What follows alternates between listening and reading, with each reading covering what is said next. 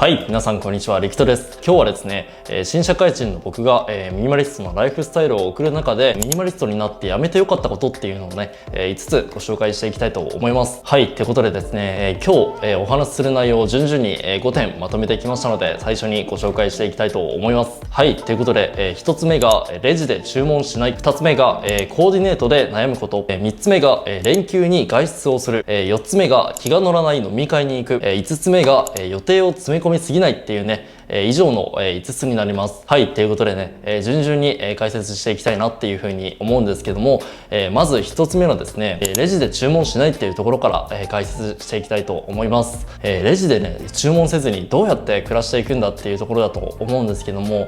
さすがにね、近くの地元のスーパーだったりとか、あとは駄菓子屋さんだったりとか、ほとんどのお店はね、結構ね、もう今ね、レジで注文しないと商品をね、受け取りだったりとかできないかなっていうふうに思うんですけども、最近だったらね、マクドナルドだったりとか、あとはスターバックスだったりとか、あとはかっぱ寿司など、結構ね、モバイルオーダーに対応している店舗がかなり増えてきているかなっていうふうに思うんですよね。僕もね、本当にレジで注文するっていうのは結構ね、時間も取られるし、かなりね、ストレスを感じることが割と多くって、本当に最近はマクドナルドだったりとか、あとはスターバックスだったりとか、割とね、本当モバイルオーダーに対応している店舗っていうのは増えてるので、そういったね、店舗を利用することが本当に多くなりました。結構ね、福岡とかはそんなに普及してないかなっていうふうに思うんですけども、結構ね、東京の居酒屋だったりとか、バーコードを読み取ればですね、その場でお客さんのスマホで注文できるっていうサービスも結構増えてるかなっていうふうに思うので、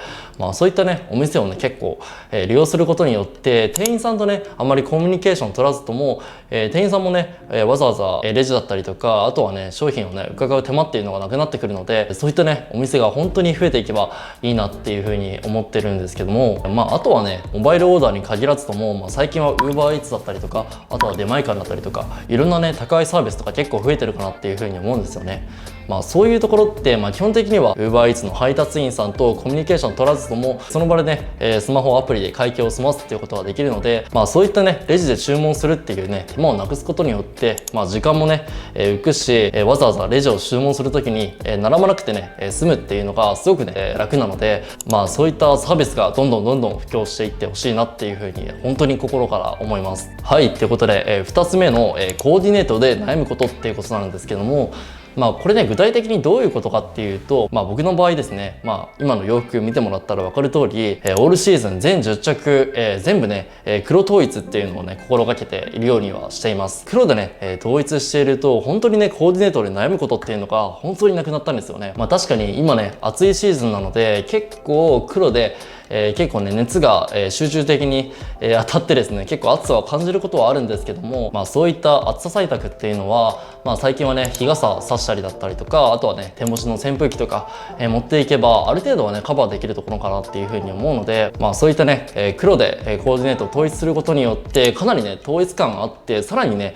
それがね、個性になったりするんですよね。最近はですね、服でね、個性を出そうとするっていう人が結構増えてるかなっていうふうに思いますし、若い人はね、特に結構そういう方かなり多いかなっていうふうに思うんですよね。結構街中で、僕も出歩くことがかなり多いんですけど、こういったね、真夏のね、すっごい暑い中、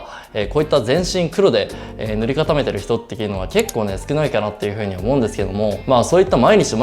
僕はね、黒でコーディネートを固めていることによって、それがね、逆に、個性にもね、出てくるかなっていうふうに思うので、そういったね、黒統一だったりとか、何かね、統一感のあるコーディネートをするっていうのは逆に、個性が生み出せるんじゃないかなっていうふうに思います。最近コメント欄だったりとかで、毎日同じ服を着ていると結構友達からとか、また同じ服って言われるんじゃないかっていうふうに結構心配される方、結構多いんですけども、僕はね、そういった心配をあんまりね、気にしてないところがあります。逆にね、僕もね、相手のコーディネートに対してそこまでね、気にしてないというか、興味がないって言ったらそれはちょっと嘘になってしまうんですけども、他人はね、そこまでね、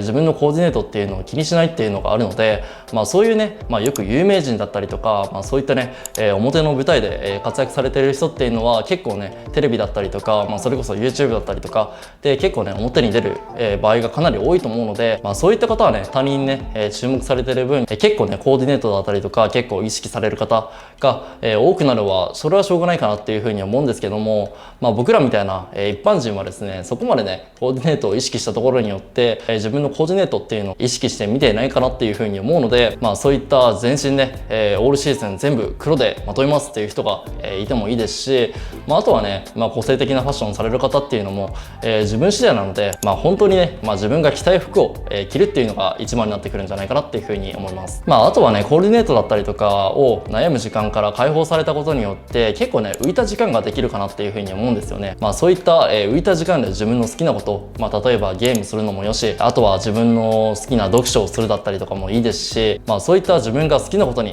時間を使うことができるので、本当にね、これはやっていこうかなっていうふうに思います。はい、ってことで3つ目の、ミニマリストになって僕はやめてよかったこと、3つ目が、連休中に外出をするってことをやめてよかったなっていうふうに思いました。ついこの前のね、ゴールデンウィーク、皆さん何されてましたかね。僕はね、家でゆっくりした時間がかなり多かったんですけども、連休中ってね、本当にね、人も多いですし、旅行だったりとか、観光に行かれる時はですね、そこの旅費だったりとか、あと交通費もかなり高くなるかなっていうふうに思うんですよね。そういった状況の中、わざわざね、外出するっていう意味がちょっと僕にはあんまり理解ができないです。僕の生活上結構ね、土日だったりとか人混みが本当に多い時はなるべく避けて、平日だったりとかなるべくね、人が少ない時を狙って、旅行だったりとか、あとはね、外に出ることがかなり多いので、そういったね、内向型みたいな、僕みたいな性格な人はですね、なるべくね、休日だったりとか、ゴールデンウィークだったりとか、連休ですね、使って休まれるっていう方は結構少ないかなっていうふうに思うので、大型連休っていうのは本当にいらないので、休みはね、なるべく分散された方が結構ね、皆さん、働きやすいんじゃないかなっていうふうに思います。はい、ということで続いて4つ目の、ミニマリストになってやめてよかったことは、気が乗らない飲み会に行くっていうことですね。皆さんね、飲み会に、週何日行かれてますかね。僕は本当ね、多かった時、大学1年生の時とかは本当にね、週に 2,3 回ぐらい、飲み会に行っていました。大学生の頃だったので本当にね、お金が、そんなに持ってなかったですし、1回の飲み会でね、だいたい1人、4,000円とか5,000円とか、してくるかなっていうふうに思うので、それをね、毎週毎日、週 2,3 回ぐらいやっていくとですね、1ヶ月本当1万円から1万5,000円、多い時は2万円ぐらい、行く時あるかなっていうふうに思うので、もう本当にね、飲み代だけでも本当1ヶ月5万円、6万円、7万円ぐらい、使っていた大学生も結構多いかなっていうふうに思うんですけども、単純にね、そういった感じで毎週のように、飲み会に行っていくと、お金がなくなることももちろんですね、貯金しようと思ってもなかなかね、お金がたまらないと思います。僕個人的にはですね、大人数の飲み会よりもだいたいね、 2,3 人ぐらいの、